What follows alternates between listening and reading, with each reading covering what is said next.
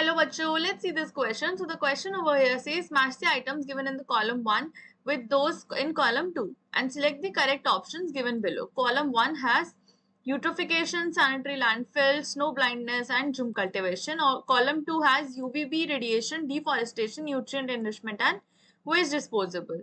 So we have 4 different options given here. So let's see this question. सो question में बोला है हमारे पास दो कॉलम्स गिवन है, that is column 1 and column B, and हमें बताना है इनकी करेक्ट मैचिंग किससे हो रही है. So the key concept here is environmental management and its health impacts. So जो हमारा की कॉन्सेप्ट है वो है एनवायरमेंटल मैनेजमेंट. सो बेसिकली हम कैसे एनवायरमेंट को मैनेज कर रहे हैं एंड उससे रिलेटेड क्या हमारे हेल्थ इम्पैक्ट्स हो सकते हैं. So environmental management and health impacts. So अब अगर हम बात करते हैं about environmental management, so environmental management में हमारा आता है जनरली कि it is the management that involves practices, policies and procedures used to protect the environment. So basically जितने भी procedures या प्रोसीजर्स या पॉलिसीज होती हैं या फिर प्रैक्टिसेस होती हैं टू प्रोटेक्ट आवर एनवायरमेंट, ये आती हैं हमारी अंडर एनवायरमेंट मैनेजमेंट.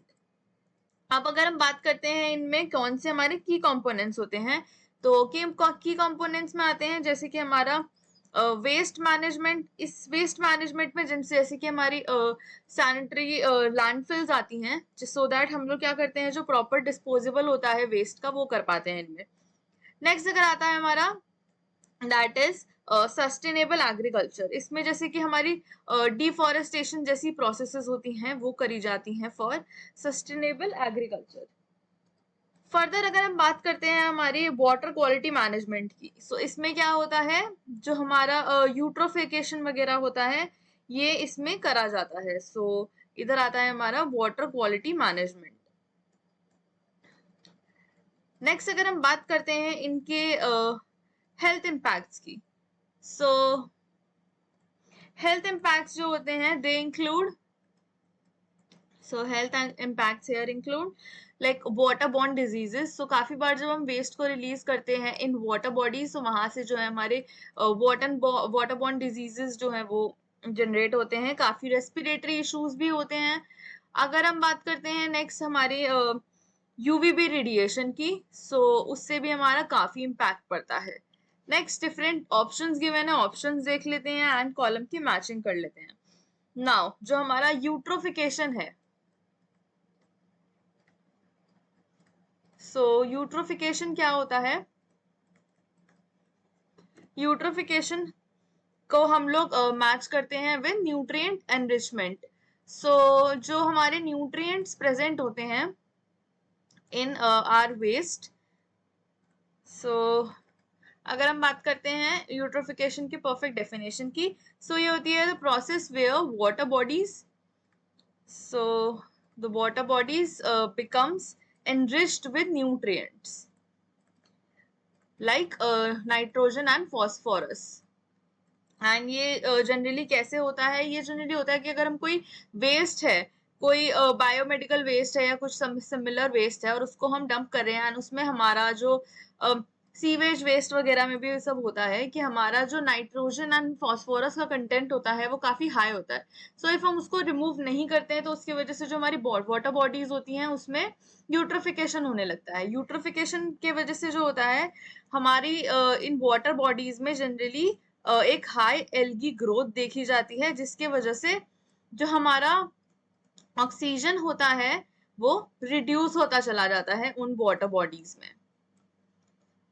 नेक्स्ट अगर हम बात कर लेते हैं about sanitary landfills, so sanitary landfills अगर हम इनकी बात करते हैं किनसे मैच करेंगे, तो सैनिटरी लैंडफिल्स हमारी मैच करेंगी with waste disposal. So sanitary landfills क्या होती हैं, ये यहाँ पे जो होता है हम अपना वेस्ट जो है उसको एक बेटर वे में डिस्पोज ऑफ कर सकते हैं. So these sites are designed for waste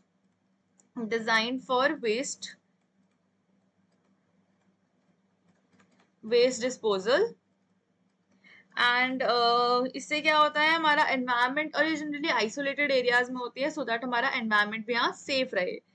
next अगर हम बात करते हैं about snow blindness, so snow blindness की हम पेयरिंग किसके साथ करेंगे? स्नो ब्लाइंडनेस की हम पेयरिंग करेंगे विद यूवीबी रेडिएशन। सो ये जो हमारी स्नो ब्लाइंडनेस डिजीज होती है, ये जनरली देखी जाती है ड्यू टू यूवीबी रेडिएशन।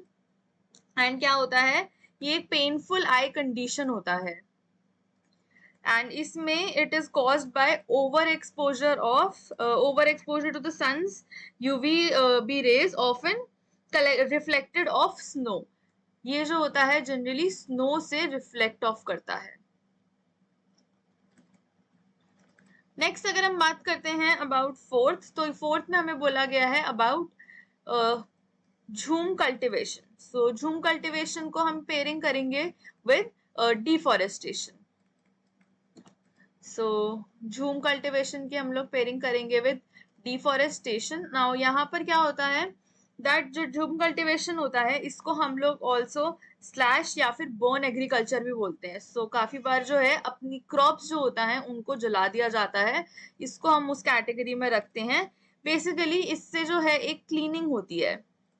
सो काफी बार जो गलत क्रॉप्स बन जाती हैं या फिर उनको हमें नहीं चाहिए होती हैं, वो यूजलेस होती हैं, तो हम उन्हें बर्न कर देते हैं। एंड ये जनरली डिफॉरेस्टेशन से भी रिलेटेड होता है। सो इफ हम अगर बात करते हैं हमारे करेक्ट ऑप्शन की, सो हमारा जो फर्स्ट ऑप्शन है उसको हमने थर्ड से करा है, सेकंड जो है वो हमारा फोर्थ से हुआ है, थर्ड जो है हमारा उसको हमने फर्स्ट से करा है, फोर्थ जो है वो सेकंड से हुआ है।